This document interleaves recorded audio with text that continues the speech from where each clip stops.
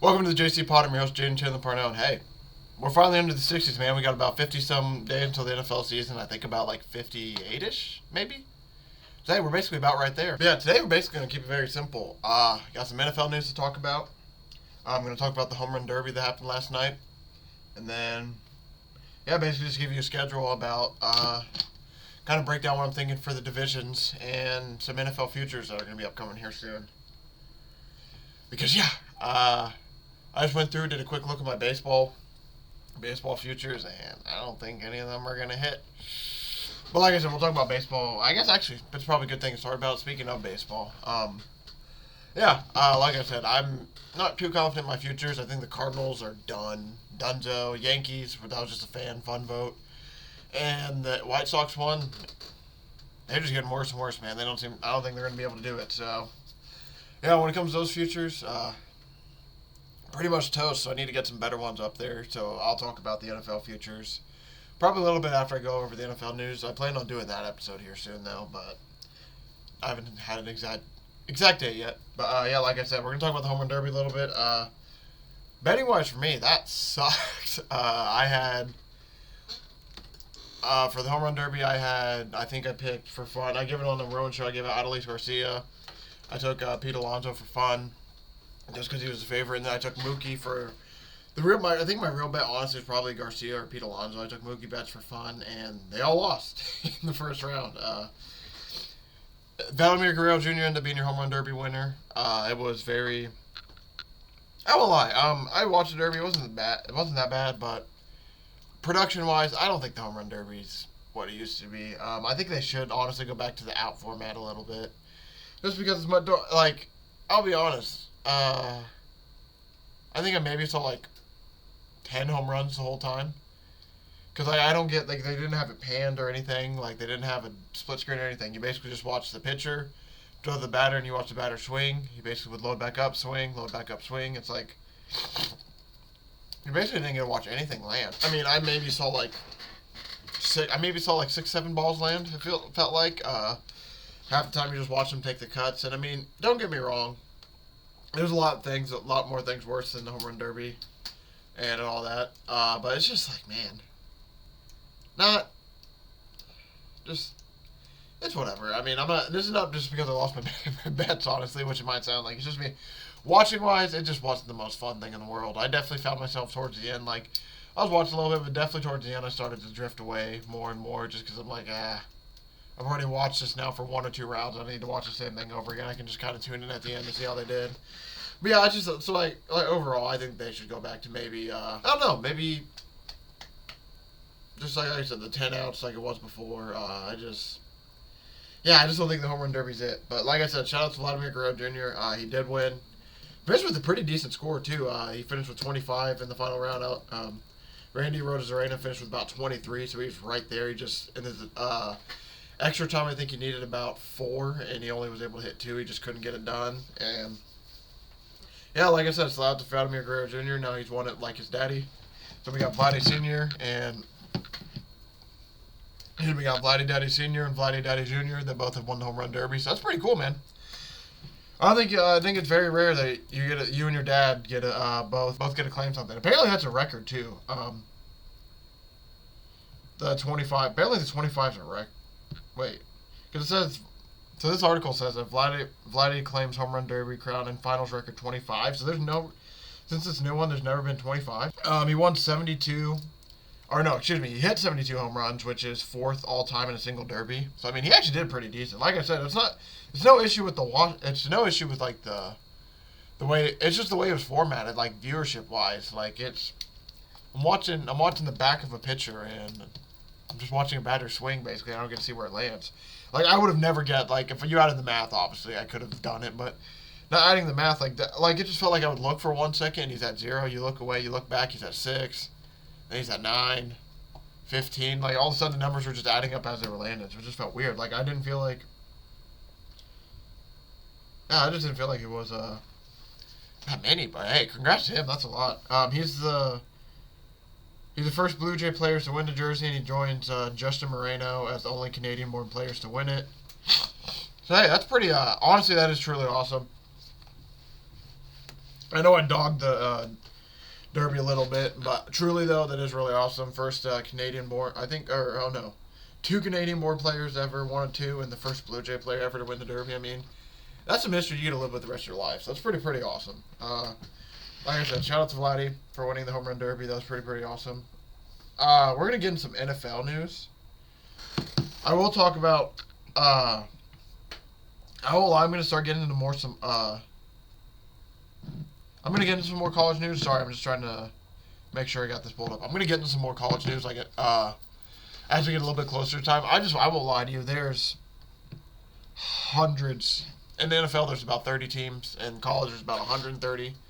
So, when it comes to breaking down, honestly, I mean, it's a little bit easier to break down the NFL than the college. Doesn't mean I'm not going to talk about college. I know I've been kind of neglecting it a little bit as the season has been, or I guess the offseason has been going on. But as we're going to go some more, don't worry, I'm definitely going to talk about some more college football because I love football. But speaking of college football, yeah, we got to talk about it. Northwestern, man. Oh, my Lord. Some serious hazing allegations. Northwestern, they fired Pat Fitzgerald basically 12 hours ago from now. I was basically just getting home. And basically, yeah, I saw the news that they fired Pat Fitzgerald. The decision comes after a difficult and complex evaluation of my original discipline decision imposed last week on Coach Fitzgerald for his failure to know and prevent significant hazing in a football program. So the biggest thing is, first off, I think even if there was hazing, I think he keeps his job if the team's a little bit better, or for at least longer.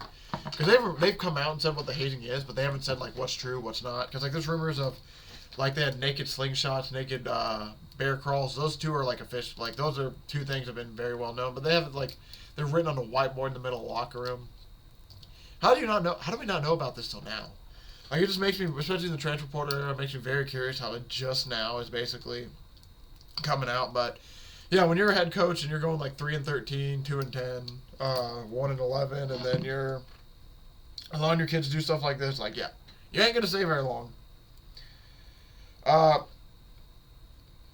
He's been the head coach since 2006. He put together a 110-101 record overall. He has a winning record. I didn't think he had a winning record at Northwestern, honestly. But basically, yeah, he's been there since 2006, and he's for sure going to be gone now because this is some serious stuff. You can't, I mean, basically it's been, I know hazing was definitely more of a thing around like 20, even like 30 years ago. Even like 10 to 15, it was still kind of a thing. And then as social media and as like, I guess that whole boom started around like 2010, 11, you've seen significant changes since then, especially around like 2015, 16, between 2010, 2015, and 2015 and now is where you've seen probably the biggest changes when it comes to that. But yeah, there's rumors of like, apparently they were like making quarterback and center freshmen get naked and have exchanges between the center. It's like it's done on. So apparently, something that's come out. It's like it's done under this the smoke and mirror of team bonding. Oh, this is team bonding, but no, it's sexual abuse. They talked about how yeah, apparently like there's like hand signals. Like the biggest thing that Pat Fitzgerald's been getting in trouble for too is apparently there's like hand signals given out. Like this is for I think for sure among the players. Like there's like a for example, I think they did something like this, or like a clapping signal. It's like, oh yeah, we're gonna run him afterwards. And it's basically like the naked bear crawls or the naked slingshot. They even had one where apparently they got guys got naked. I won't lie, this one I laugh at because it's like, dude, you gotta be. They run some weird stuff over there at Northwestern. Apparently, they apparently would get naked in front of the shower, like it was a car wash. A few guys, and then they would basically, as guys were coming in the shower, basically spin circles. So basically, it's like a naked car wash. I mean, I'm just laughing. It's like just trying to imagine that, but. Man, overall, this is like a pretty serious situation, though, because this apparently, like, the way this sounds, it's been going on for a while. I'm not going to say there's a whole ringleader, like, a whole thing like that, but it sounds like this has been a part of the Northwestern program for a minute, and whether the coach chose to turn a blind eye and didn't know at all, or he was instigating it, like, there's a rumor that he was apparently giving out hand signals for guys. But, I mean, if he didn't know it at all, he chose to ignore it, or he was had a part of it. It's just, yeah, It's just bad, man. I do want to add, though, that all this is alleged. It's not officially come out yet. But pretty much it's like... I mean, the way it sounds, I mean, they're pretty... He's going to be in a lot of trouble. Like I said, he's already been fired. I don't know what's going to come to when it comes with the football player. Like, I don't know if... what players were doing it. It just... Here's like a quote from it. It's shocking experience as a freshman to your fellow freshman teammates get ran, but then you see everybody bystanding in the locker room, the players said. It's really abrasive and barbaric culture that has permitted through the program for years on end now. I won't lie, if this is partially true, I mean, that could be why Northwestern hasn't been the best. Like, I'm not going to blame solely all of it on that, but the fact that, like, you got to think about it from a culture standpoint. Usually, like, especially nowadays, like, the younger guys are the guys you need a lot of help from, especially, like, the practice. You need the younger guys to be bought in, so... You can be the best, and yeah, if all this is happening, I mean, just, yeah, they're in trouble. Like I said, dude, about, like, Coach Fitzgerald. Even if he stood by and did nothing, if he knew about it and helped, like, regardless, the fact that he got fired shows that he had some knowledge. I think, personally, like, the fact that he got fired, he obviously had some knowledge of it, if some of this is true, and honestly, like, I hate to say it, but good for Northwestern if they got this out of their locker room and there's a chance to get to fix this. If this is false, you hate to see it from... this, but I mean, there's a lot in there to make it seem like it's not very false. So it's just something. This is a very, very serious situation. Northwestern was really bad last year too, so it's just a lot of things at the tipping point. So this almost seems like it's basically like a middle ground for Northwestern as they're kind of like deciding where they go from here, because that's some very serious stuff, man. Like, it's... I recommend anybody who hasn't seen it, like, go read it for yourselves. I mean, it is wild. It's just wild, like, the fact that I think the biggest thing that was wild about it is the fact that, one, it was still happening, and two, nobody said anything about it. Like, apparently this has gone on for a while, and apparently it's just like, nothing has happened. Apparently they've done, like, they've done the, not the research, but they've done the searching, investigation, they've done all that. And then they said the report, apparently, like, reason Fitzgerald was fired, the report said there was maybe a chance that he knew. And then, man.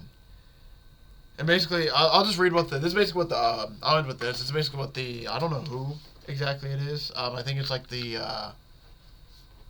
what do you call it? I think the athletic director or something. I believe this is the athletic director. If not, this is somebody who's higher up in the program. It's like, as the head coach for one of our athletic programs, show wrote, Coach Fitzgerald is not only responsible for what happens within the program, but also must take great care to uphold our institutional commitment to the student experience and or priority to ensure all students, undergraduate or graduate, can thrive during their time in Northwestern. Honestly, though, yeah, overall, I mean, I think he definitely had some knowledge of it. That's what, I mean, even if not, the fact that it got this bad and he did nothing about it, just... yeah, it's just a very, very wild situation, man. Just really, really wild. I'm curious to see what happens coming out of this. Northwestern obviously is going to need a new coach. And, yeah, it's just going to be, there's going to be a lot going on with good old Northwestern. I mean, they've been pretty bad in the Big Ten for a while, too, so maybe this will be what they need to, like, maybe get a kickstart going. So I'm going to switch over to the NFL real quick. We'll start off with just something. The Jaguars signed Josh Peterson, which is Coach Peterson's son. It's kind of cool, but I don't know what exactly it's going to do. I just kind of want to bring it up because, yeah, it's kind of cool. He gets to coach his son. We're going to see how that goes. I don't know if he's going to play at all, but he basically played in the USFL, I believe, and now the Jaguars just signed him. So, hey, shout out the Petersons. Joe Burrow highlights rivalry with Chiefs. We'll see them in December. I am very excited about this rivalry. My initial instincts, I think I'll basically see it by like next episode, an episode from now. I'm probably going to place 2 wagers on. But like I said, I'm very excited for this matchup. I think that, like I said, I think I'm going to put a little wager on Bengals to win Super Bowl and Joe Burrow MVP. That's my immediate lean for the season. I'm sure it might change a little bit, but immediately before we begin the season, I don't know what it is, just something in me feels like it's the Bengals' year to do something. So, I mean, if you see the record against the Chiefs, they're 3-1. Their first loss came last year in the AFC Championship game. It's just crazy to think that the Bengals are 3-1 against the Chiefs, but basically have only appeared in 1 Super Bowl. It's just wild. It's just one of those weird stats you think about. It's like, oh. Just overall, yeah. I mean, like, I don't know what it is, but I just kind of feel good about the Bengals this year. Definitely can't sleep on the Chiefs. It's just, I think, odds-wise, plus 700 for the Bengals isn't terrible at all. While we're talking, we're going to go check this out real quick. Like I said, I'm going to have a futures episode upcoming here within a week or two. I'm going to do my first one. I'm basically probably going to do like 3 almost. Do one, I want to say I'll do one like towards the end of July. Maybe one about second or third week of August, and then one maybe the last week of August. It's gonna be something like that where I'm gonna do one this month, and then probably 2 next month, and the second one being basically on the very last week right before the season starts. Because yeah, now if you look at the odds, so the odds have moved a little bit. The Chiefs are now favored at still plus 600. The Eagles are plus 800. Bills are plus 900. Bengals are plus 1,000. Yep, we're betting on the Bengals. For plus 1,000, 10 to win 100. I mean, I feel like I gotta take it at that point. Joe Burrow and Josh Allen and Patrick Mahomes are still all your favorites for MVPs at plus 700. So, I mean, I won't lie to you, for sure probably gonna spring on the Bengals. Now they're like the 3rd or 4th favorite to win the Super Bowl, so they got pretty decent odds. Chiefs are your favorite plus 600, but yeah, I am excited for the eventual Chiefs-Bengals matchup. We're probably going to see at some point, it feels like. Speaking of the Chiefs, the Superman Chiefsaholic, who was the fan that basically got famous for robbing a bunch of banks, yeah, he got caught. He finally got arrested, I think, in Oklahoma. It came out that this guy was 28 years old. I mean, he went on a tear. I think they mentioned this on the Pat McAfee show. I can't remember, but basically, I think the one that he got caught of, he was nearly trying to rob $70,000. But there was rumors he robbed like $100,000 from one place, $120 from another place. He's going to be, the fact that he's on the FBI's most wanted list even, it's crazy. Apparently, the FBI investigator determined that Chiefsaholic purchased and redeemed more than $1 million in chips in casinos in Missouri, Kansas, and Illinois, all between April and December. I mean, this guy was doing it all just to go to Chiefs game, wearing a wolf costume. I mean, wild. That was just a wild saga. So he's finally caught. We're gonna finally hear about what's happened with him. But the fact that this guy is just like, this is some old time stuff, just robbing banks, and then being able to go front row a Chiefs game, and then it's just wild. It's like documentary worthy. I wouldn't be shocked if we get a mini docuseries about the wild Chiefs fan, or if there's like some documentary out there about wild fans. This guy's for sure going to be in it. Dude was robbing banks to get front row tickets at Chiefs game. Wild, man. Javonte Williams is ready to go, and it feels good. And from his and the return he's going to have from his ACL tear, that cost him basically a call last year. I'd say the plan is for him to be medically cleared by training camp, which is awesome because he was really good last year. Through 4 games last year, he had 204 yards, and he wasn't doing the best because obviously their offense was struggling with Russ, but he was doing decent. I mean, they have Samaje Perine as well, so I think those are going to be their 2 backs. Fantasy-wise, it's going to be a little bit of an issue. As much as I love Javonte Williams, man, I just don't. I'm just scared because, like, fantasy-wise, I think he's going to get share time with Samaje. So if you draft in fantasy, that might be an issue. But other than that, I'm really excited to see him back on the field. It was really rough last year for him. Same with Breece Hall, man. I had both those running backs in fantasy, and I was very, very excited to see what they were going to do on the season. So just to lose both of them last year, even from an NFL point, like, I mean, that just sucked. There were 2 very good young running backs that were starting to make a name for themselves, especially Breece Hall. Breece Hall was going to go crazy last year. That one sucked. I think Javonte Williams coming back is huge for the Broncos. I think it's going to add a much-needed help to the ground game that they struggled with a little bit last year. The Panthers are inducting, I don't know how to say his last name, Muhsin Muhammad into the Hall of Honor, or Ring of Honor, I guess that would be, and then Julius Peppers as well. I don't know Muhsin Muhammad as much. I mean, the name is familiar. He spent 11 of his 14 NFL seasons with them. He got All-Pro in 2004. He remains second franchise with 696 or 7. Oh, I thought he was a defensive player. Oh, man. Oh, no, but he had 696 receptions, 9,255 receiving yards, and 50 touchdowns behind Steve Smith Sr. Oh, only behind Steve Smith Sr. And then he also caught an 85-yard touchdown pass in Super Bowl 38 against New England, setting a record for the longest catch in Super Bowl history. He won a Walter Payton Man of the Year, same as Julius Peppers. And for Julius Peppers, he's number 2 overall pick in 2002. Played 10 of his 17 years with the Panthers. Went to an all-decade team in 2000, 2010. 3-time All-Pro. 4th in NFL history with 159.5 sacks. Finished top 10 in the league with sacks 6 times. And he's the only player. He remains the only player in league history with at least 150 sacks and 10 interceptions. That is crazy. I didn't know that. I mean, I won't lie to you. I learned how hard interceptions were to get like 2 or so years ago. Like, just like stat-wise, when you look at like a guy's career and you're like, oh, he only had 30, that doesn't feel like a lot. But then you think about it, it's like, that's actually a good amount. It's just the whole idea that now, just to think that Julius Peppers has 10, that's really, really impressive.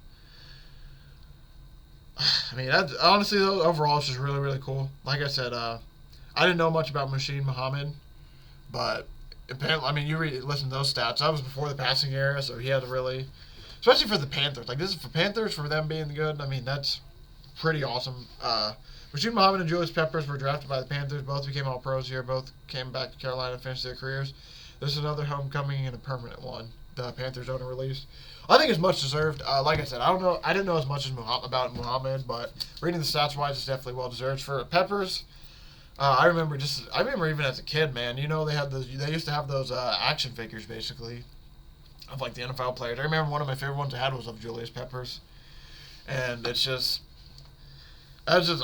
He's one of the first edge rushers that I don't want to say he's like what caused me to become an edge rusher, but becoming a defensive, and just like watching him a little bit, he's definitely one of my inspirations to become a defensive end. And also as a kid, I thought Julius Peppers was an awesome name, so he's obviously one of my favorite players just because of that.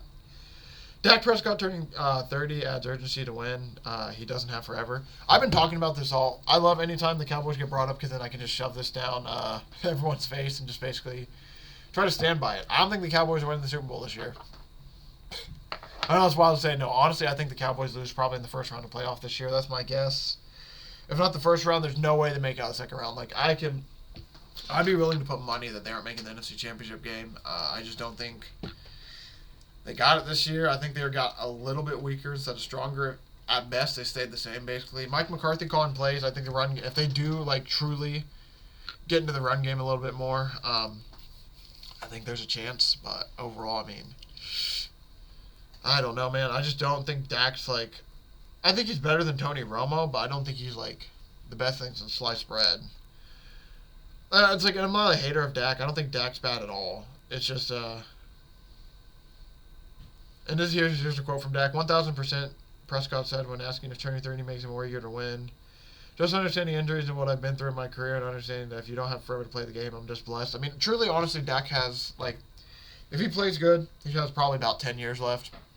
If he plays really well, he can play till he's about 40, and then he's probably going to be done.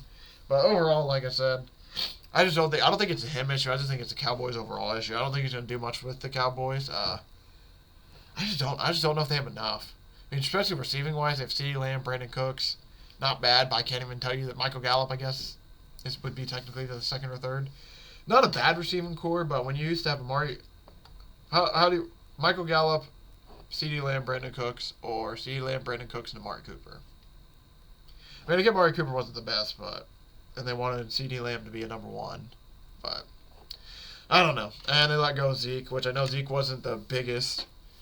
I know everyone looks at Zeke the wrong way, like, oh, Zeke didn't do much. I mean, he took, like, some beatings and took some big hit carries away from Tony Pollard that allowed Tony Pollard to do what he does. So I just don't, if they don't bring Zeke back or they don't bring it back like that back, I don't know how they're going to do better.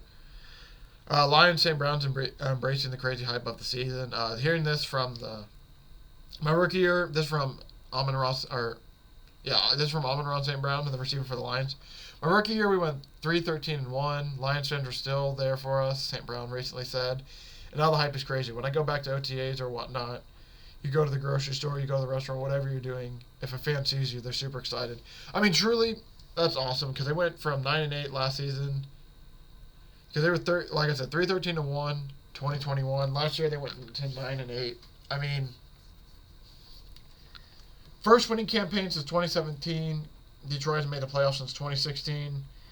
And, I mean, honestly, their defense allowed the 5th most points, but their offense finished top 5 in scoring. So, I mean, truly, if they can figure out the defensive end, I think Jared Goff is good, but I think eventually they're going to want to get a better quarterback. I mean, unless Jared Goff plays how he's been playing, because he hasn't been playing the worst. I mean, I won't lie. I'm excited for the Lions, too, this year. They get to kick off the NFL season. That's a huge, huge honor for them, especially with how bad they've been in past years, like kicking off the NFL season. I mean, I'm getting chills just thinking about that game, man. That's going to be a really awesome game. I can't wait for NFL to get back, man. Like I said, we're 50 days away. We're getting so much closer. Laramie Tunsil says that Coach D'Amico Ryans brings a whole new vibe to the Texans, which is really awesome and they needed. First off, it's a younger coach, which always helps because no offense to Lovie Smith and some of the other guys they had, but they were just older guys. They probably couldn't relate to the players as well. Second, D'Amico Ryans is a former player, so that another reason when it relates, he understands the players well. And he's a former recent player. Like, he's only been out of the league, I think, like, max 10 years as a player. I think it's way sooner than that.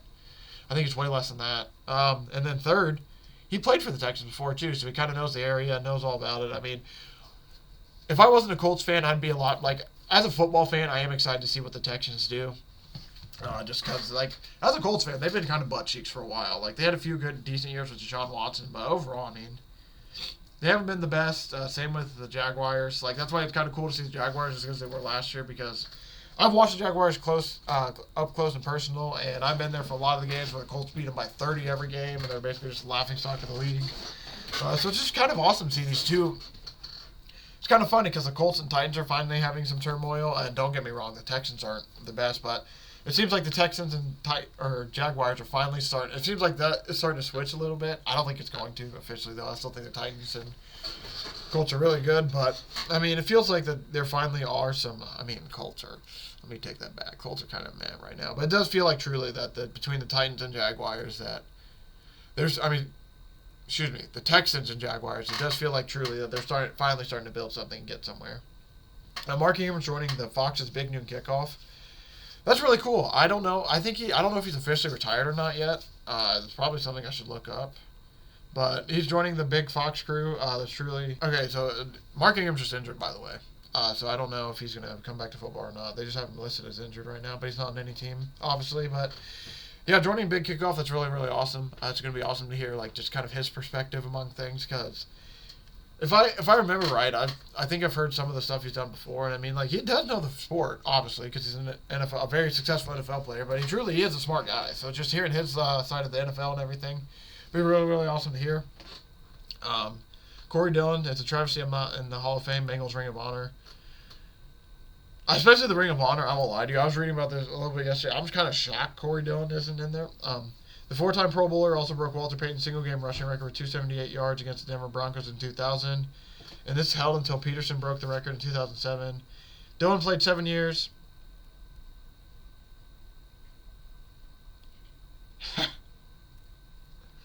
I think he's just... I was just reading some of the quotes again, just from the article, just to make sure I said it right. But yeah, basically, I'm shocked he's not in there. He definitely is a little... You can tell that he's a little hurt by it, for sure, but...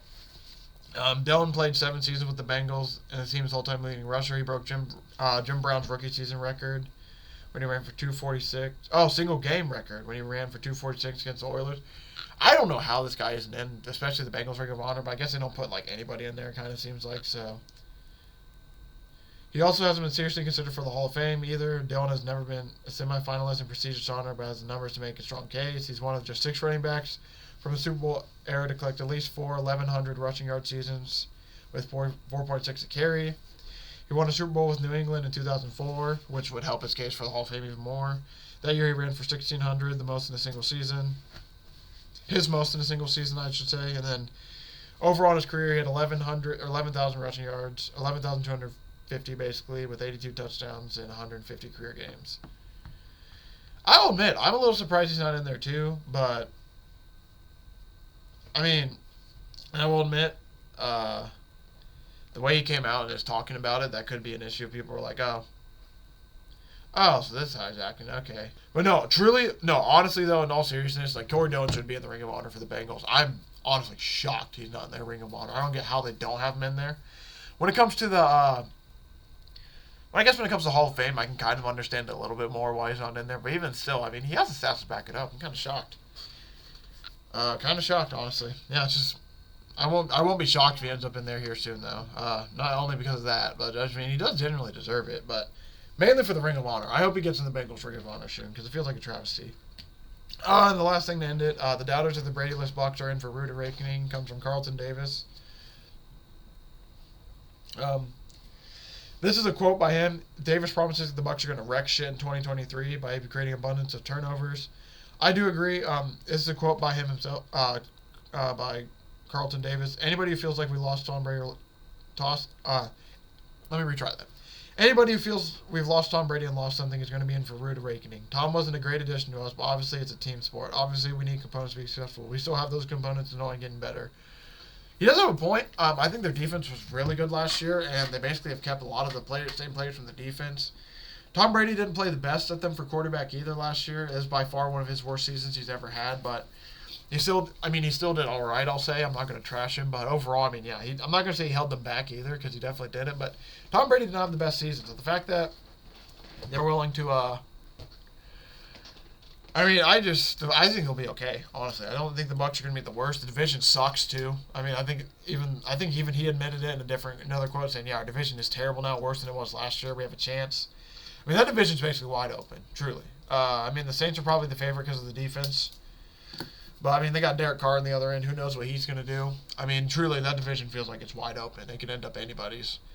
So, I mean, why not the Bucks, honestly? I mean, their defense is really good. It's just going to be can Baker and the offense hold up their end of the bargain?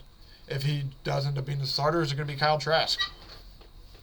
Well, that's probably where I'm going to end. Probably end the episode about there for today. Like I said, the division breakdowns we're going to start this week, baby. I think if I did the math right, it should take us up until the final week of the season, basically until the season starts. So, basically every Thursday now is going to turn into occasional. And then when it comes to the NFL futures, I'll occasionally give them out. I don't know if I want to do that on Tuesdays or Thursdays. I might do that Tuesdays to keep it Thursdays their own thing, but I also might just do it Thursday to talk about like specific. Honestly, what I'm leaning towards, I'll let you guys know. When it comes to divisions, like say I'm thinking right now, I'm either going to break down the AFC North or the AFC South this week, and then next week will be the other one. But I'm scared to do the AFC South, and D-Hop goes to the Titans, and that changes everything for me. But overall, truly, I think I'm going to talk about some futures, like when I talk about each division. Like, for example, say I'm talking about the AFC South. I'll be like, oh, this division, I like the Colts to win the Super Bowl. I'm probably going to take Anthony Richardson, Rookie of the Year. Both of those I'm definitely for sure going to take. Who the hell knows? That's just a little bit of fan betting, but overall, that's basically the plan, is where I'm basically going to give out some futures before the big future episode. I'll give out maybe 2 or 3 that I like, honestly. So for example, it's I like Richardson, Rookie of the Year. I like maybe the Jaguars to win the division, and then I like the Texans have over under this many wins. It's going to be stuff like that. I'll probably give out a few for each team.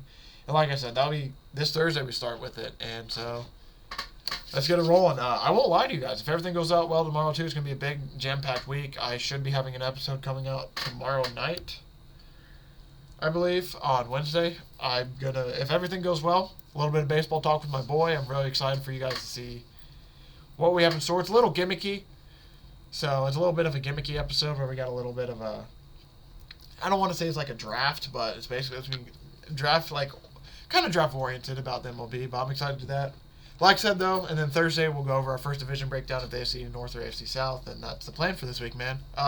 Thanks everybody for watching. Thank you for all the support, and yeah, thank you guys so much. I'll see everybody in the next 2 days.